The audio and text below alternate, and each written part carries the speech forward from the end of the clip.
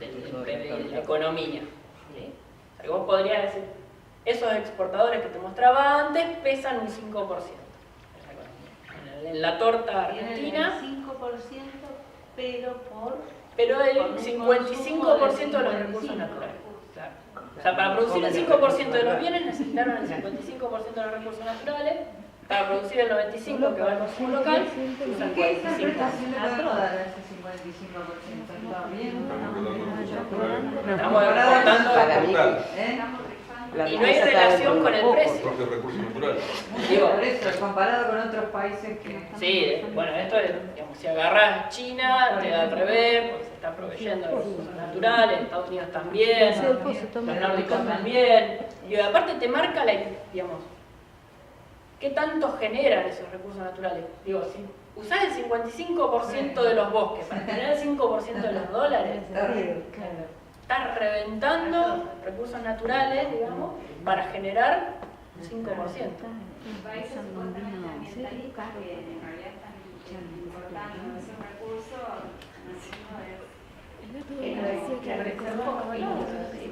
Digo, lo que está, en realidad Argentina, que se plantea ser un proveedor del mundo, digo, este discurso desarrollista, le exportamos bienes al mundo, en realidad le estamos exportando sustentabilidad ambiental. O sea, estamos logrando que Alemania no le explote una pauta de consumo basada en recursos naturales despilfarrados, que no los tiene.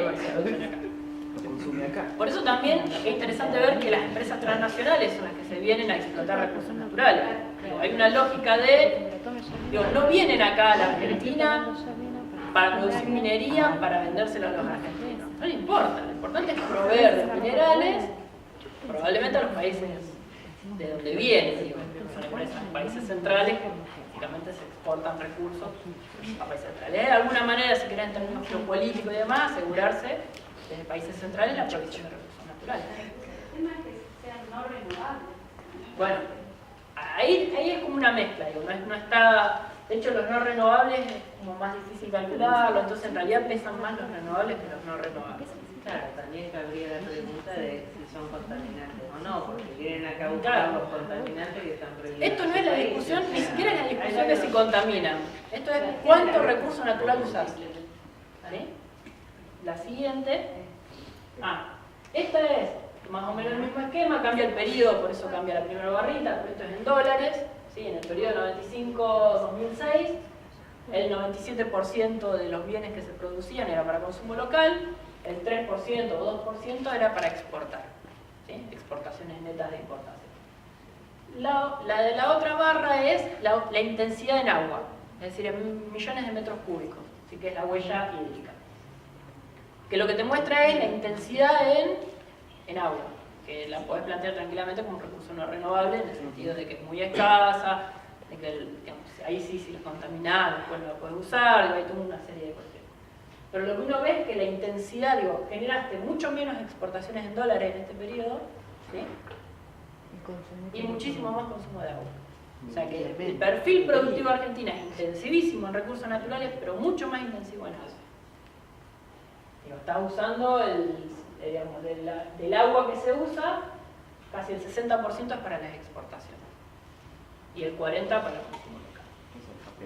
Y la producción, o sea, con este 40% de agua satisfaces este consumo de bienes y con ese pedazo gigante de agua, ese pedazo de agua. Yo ahora no me baño. Ahora.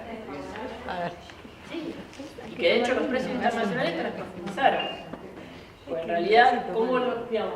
Sí, no dan cuenta de eso. Bueno, obviamente, los precios están fijados, los precios internacionales que son altos, que supuestamente están reconociendo, hay un discurso que dice, bueno, los precios internacionales de los recursos naturales son altos porque se está agotando, entonces se toma conciencia de que no son renovables. Simplemente porque entró China, demanda más y algunos especulan, pero no hay un reconocimiento de la intensidad en recursos naturales. Y lo finito o infinito del recurso, por ejemplo, en el agua, en Rosario no es un recurso finito.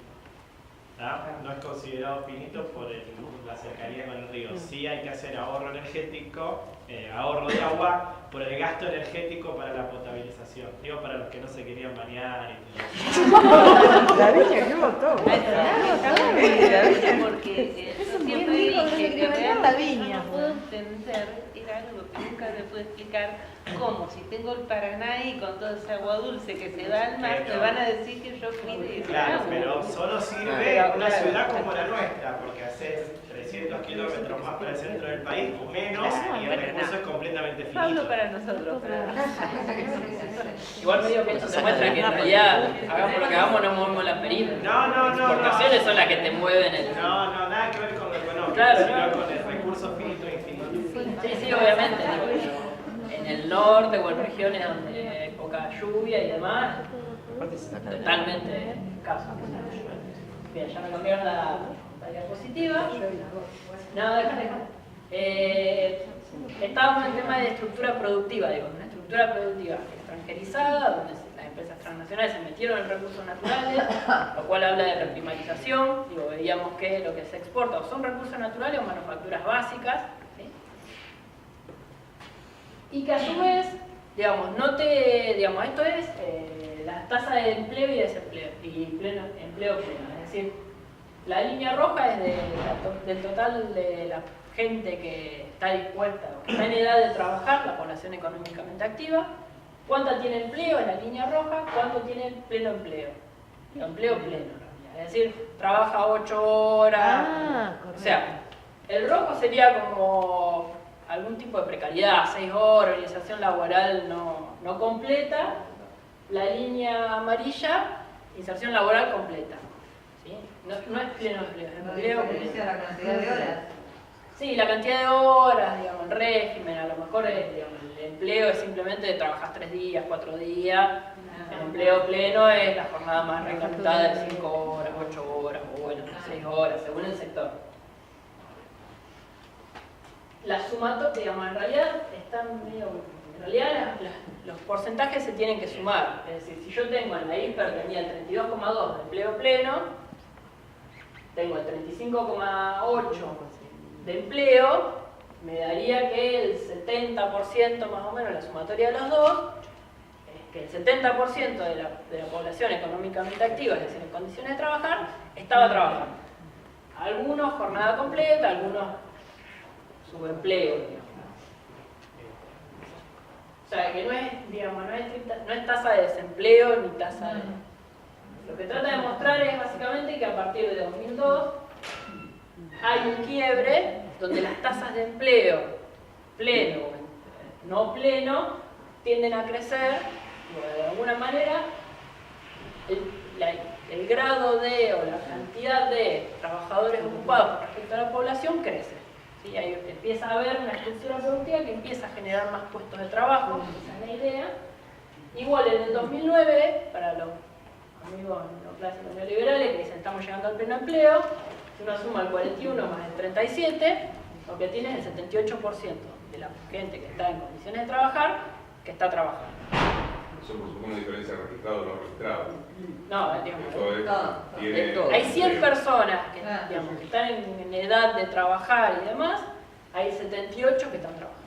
Perdón, y en el primer piquito, que yo no sé qué año corresponde, ¿cuál es el Acá, cifra? esto es el 74. ¿Y cuál es el Y ahí tenés el 40 y el 38, tenés el 28. En realidad están volviendo a O nivel sea que de... si sacamos ahí el globito del 2001, no hay... No, en realidad lo que trata de mostrar es que el nivel de empleo fue bajando y el de empleo pleno bajó más rápido, ¿sí? Hasta el 2001. Y después hay una cierta recuperación. En realidad es la idea esta de que en realidad estamos siempre recuperándonos de algún tipo de crisis. Pero es una crisis más larga que fue el periodo neoliberal. Más grande que el 2001. Una vez más. En pleno empleo era el 25%.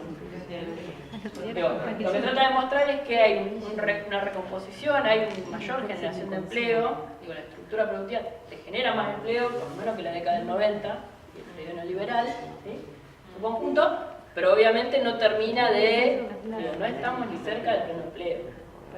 Más que... cifra de desempleo bajen y demás, está hablando siempre de un 8% de los que buscan trabajo. De los que buscan. Después están los que no buscan o los que no dicen que no buscan, porque son encuestas. Lo que trato de mostrar es que el problema de generación de empleo sigue presente.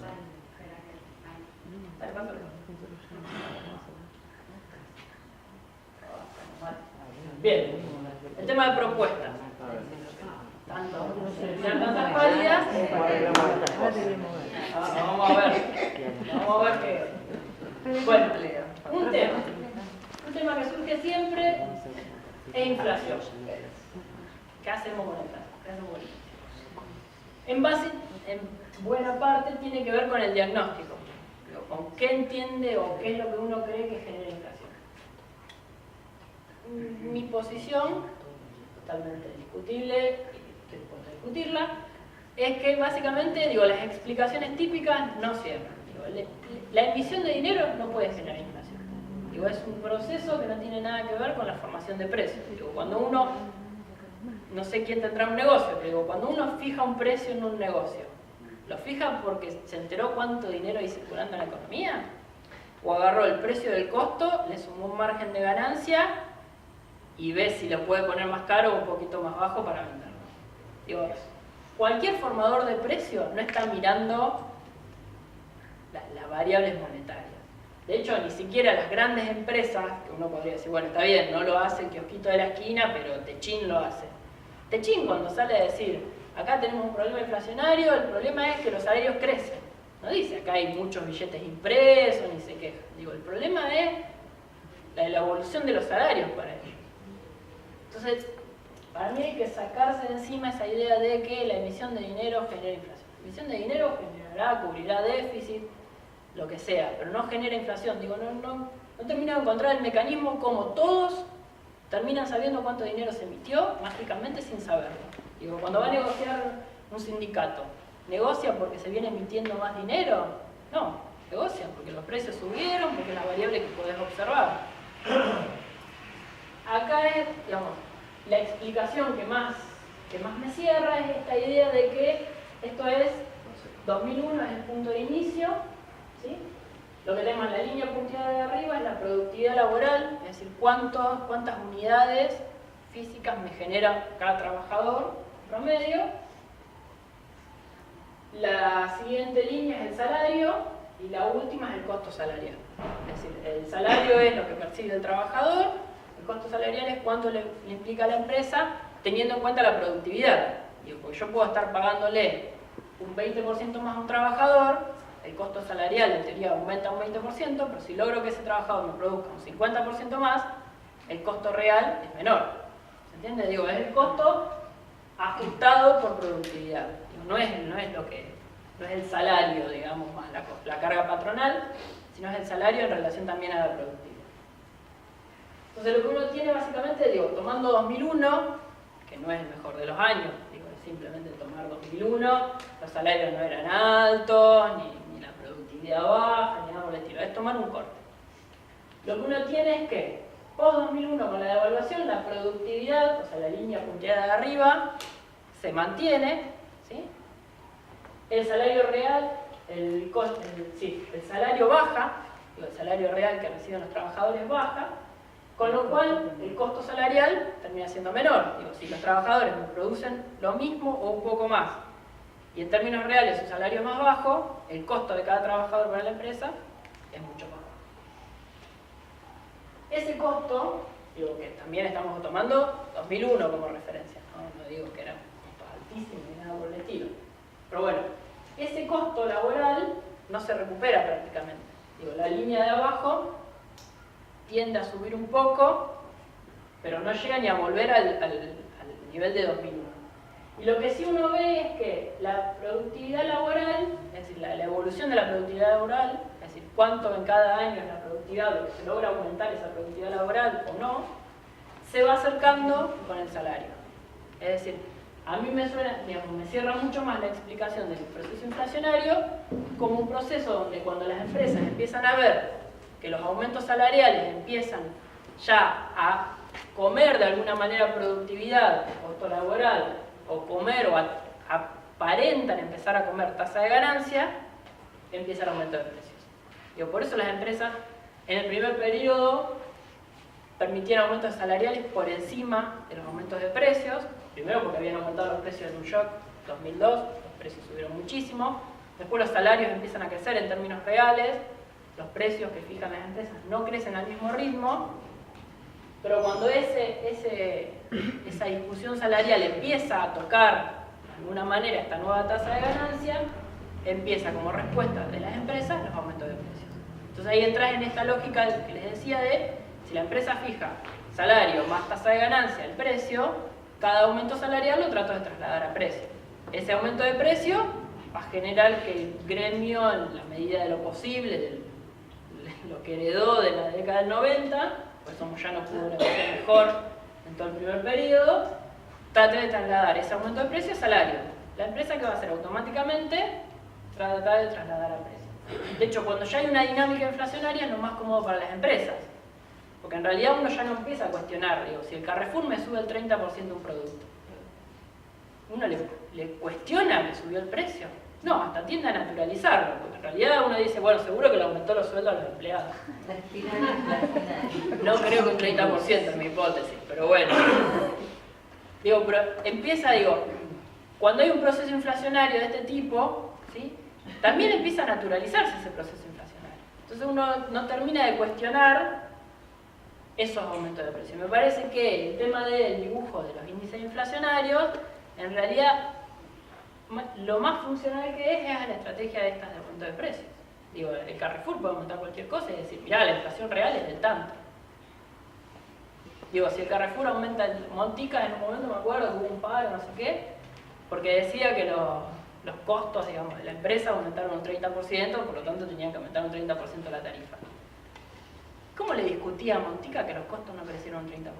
Si no tiene ni idea. Digo, si uno tuviera una buena medición de inflación que te da el 10 y Montica te dice el 30, vos le decís, no, mirá, ponele que la nafta haya crecido más, pero en realidad no tiene mucha relación. Ahora, en un proceso donde nadie sabe cuánto aumentan los precios, la capacidad de formación de precios es mucho mayor. Y eso incide en las empresas más grandes. Digo, las que pueden formar precios y seguir teniendo demanda son las empresas más grandes. Digo, porque lo que le termina pasando a la pyme es que la pyme sí aumenta precio, pero probablemente aumente menos que la media. ¿Sí? ¿Por qué? Porque si se pasa de rosca con ese aumento de precio, pierde demanda. Si yo tengo una empresa, o sea, el mismo Carrefour, puede seguir aumentando. Digo, la demanda está ahí. Y es muy difícil que la gente deje de comprar en el supermercado. Y la mayor impresión de billetes no puede generar un problema o un desfasaje en la oferta y la demanda, generando que la empresa se pueda dar el lujo de... Pero, ¿cómo, digamos? A ver, lo que quiero decir es, no es la emisión de billetes la que te puede generar eso. Digamos, ¿por qué los billetes van a Carrefour? En todo caso. Claro, ¿por qué los billetes van a Carrefour y por lo tanto Carrefour aumenta más los precios y no van a la pyme? Medio raro eso. ¿Entendés lo que quiero decir? Si la emisión es del 25, ¿sí? Vos me decís, está bien, genera una demanda adicional del 25. Así, muy bien, que va muy lineal, digamos. Bueno, ¿por qué Carrefour aumenta el 30 y la pyme aumenta el 20? De hecho, cuando uno abre las variaciones de precios, lo que uno tiene es que las empresas en ramas más concentradas, eso no lo traje, me di cuenta, son las que más aumentan, las ramas, los sectores industriales menos concentrados son los que menos aumentan. Si esa demanda se distribuye igualitariamente, digo, uno no cambia, porque el billete viene impreso de más, no demando a Carrefour y no al super chino de la esquina. No, está bien, no es a quien sufre mayor, pero la sobreimpresión de billetes no genera una mayor demanda. Puede mover variables nominales, pero digo, no, a ver, lo que te va a generar mayor demanda, el movimiento de demanda, es que dejes de demandar algo y pases a demandar otra cosa. Digo, si aumentan los sueldos un 25%, todas las demandas aumentarían un 25%, porque vos no pasás a demandar. Vos lo que tendrías que suponer ahí atrás es que cuando te aumenta tu sueldo, supuestamente por encima del salario, el precio, o sea, el salario real, te aumenta, ponele un 5, tendrías que pensar que ese 5 extra de salario real lo volcás a demanda, pero no en la misma proporción. Es decir, porque gano un 5% más, ahora me compro celulares de alta gama. Y consumo la misma leche, el mismo... Por lo general las empresas, o sea, los sindicatos trabajan en el aumento del salario una vez que ya hubo inflación, o sea, una vez que ya subieron el 25 o 30%. No antes. Pero entonces, Es como un círculo vicioso, porque si se basa, por lo menos visto desde el gobierno, que plantea la solidaridad de parte de los trabajadores para que no se aumenten los sueldos, para que no haya más inflación, pero en teoría vos aumentás los sueldos porque hay inflación, o porque los precios son más, o por, bueno, está bien, mejora en las condiciones de trabajo, y después vuelve de nuevo a aumentar el precio porque el empresario, es una cuestión de usura también, porque es lo mismo que, no me acuerdo, tendría que ver, pero lo que pasó con la yerba, que había estado todo guardado, para que a veces aumentaba, había menos. No sé, vos ves los números, pero después se reduce a una cosa de usura de un grupo, de no. Y hay puja, a ver, hay gremios que sacan los bancarios, sacan un aumento del Sí, sueldo bueno, que no los tiene relación. camioneros, sí, Porque sí, tienen sí, capacidad de Todos negociación. coinciden que en un periodo inflacionario el más perjudicado es el que tiene ingresos fijos. Sí, yo creo que es el que tiene menos capacidad de negociación. Por estructura, si querés, de mercado. Es decir, obviamente, el que vende, el que provee, el que vende, el empresario que tiene una estructura de mercado oligopólica, o sea, que es el único proveedor o uno de los pocos, le va a ganar el proceso inflacionario. Aquel que tenga muchos competidores le va a perder. Y después, al interior de los trabajadores, también está esta dinámica. Digo, aquellos sectores, digamos, a ver, ¿por qué bancarios aumentan el 30 y pico y otros gremios aumentan el 20, el 18? Y no es lo mismo los camioneros que los docentes. Bueno, ¿y qué hay atrás? ¿Qué hay atrás de eso? Poder de negociación. Entonces vos no podés sacar a todos los bancarios y poner toda gente de nueva, porque implica una calificación, porque el gremio tiene un determinado poder de negociación ahí adentro, porque hay una especialización o algún tipo. Digo, hay alguna variable que juega, Lo ese de gremio servicio, tiene sí, más poder Guillermo, lo de servicio sí lo puede hacer. en la tercerización. Sí, supermercado. Sí, bueno. No echan a todo, pero los podés cambiar tranquilamente. O sea, el mercado de trabajo sigue puede que disciplinando. cierran un local y los tipos se van y fuiste, digamos, no, aquí no Y no hay reclamaron. gremio atrás, no hay estructura. Pero por eso les digo, no es que, a ver, en un proceso inflacionario no pierden todos. Primera mentira grande como una casa, no perdemos todos. Hay que entrar a mirar. No sé si es estrictamente ganan los empresarios, pierden los trabajadores. Digo, en términos generales sí. Yo creo que sí. Sí, en términos generales sí, pero cuando te metes adentro, Sí, también hay empresarios que no le ganan sí. y tenés trabajadores que en términos relativos le están Ganan ganando. más. Serán menos los trabajadores que le están ganando Sí, que está los... bien, pero si todo- Yo no te digo, pero a lo que voy es, saquémonos esas ideas de pierden todos, o, digamos, porque si no termina en un análisis que es muy esquemático. Digamos. Entonces el proceso inflacionario pierden todos. No, imposible. No, porque si sí, no lo entendés si por... perdieran todo, no habría proceso inflacionario. Pero suponete lo mejor en la materia, pero bueno, todo, entre el que produce, suponete la materia prima, el que saca la leche de la vaca, el que llega al supermercado, hay algo que algunos se benefician, pero constantemente más que el otro, lo mejor gana el cambio, dice que no, pero bueno. Claro, pero hay algo en el medio. Pero eso es lo que te digo, ¿cuántos chamberos hay? Bueno, hay 100, sí, ponele que sí, haya sí. 100. ¿Cuántos distribuidores hay? Dos, claro. Oh, 1,5. Monopolizan.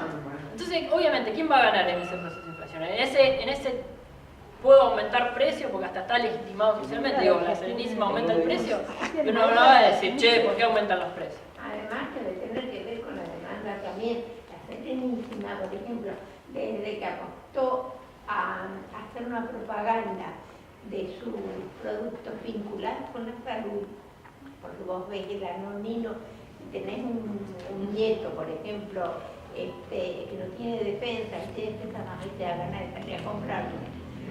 Desde que viene el telecol, no sé cuánto, y bueno, pues sigue aumentando porque... Por eso digo, hay que mirar las estructuras adentro. Pero una base, Pero ahí hay... una base del sistema de la economía que más demanda mayor precio.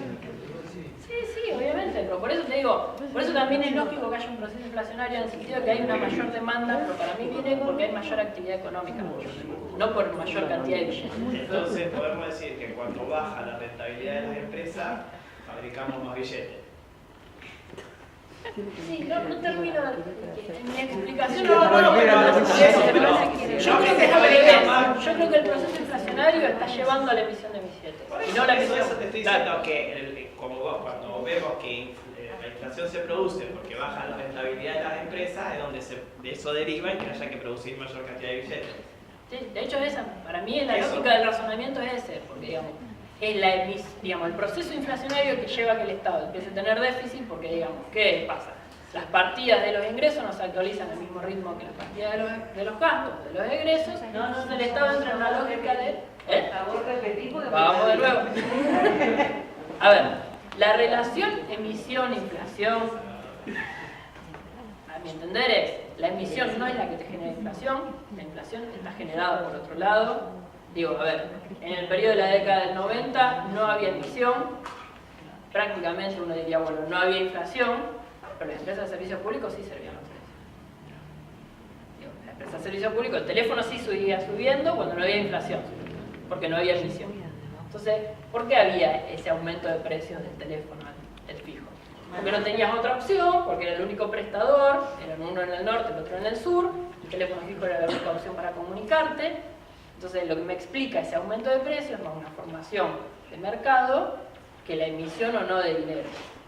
O Si sea, uno va para la mayor tasa de ganancia para quien produce, como con cierto poder. Por otro lado, la base de obreros o de trabajadores, que es una parte de ese costo, desarticulada o fácilmente recambiable, por tanto, quedan ahí planchados. Algo así sería. Y una estructura donde ya se te naturalizó la inflación. O sea, de hecho, hasta ahora, un control de precios parece algo hasta antinatural. Parece que estás tratando de romper algo. Es un control de precios.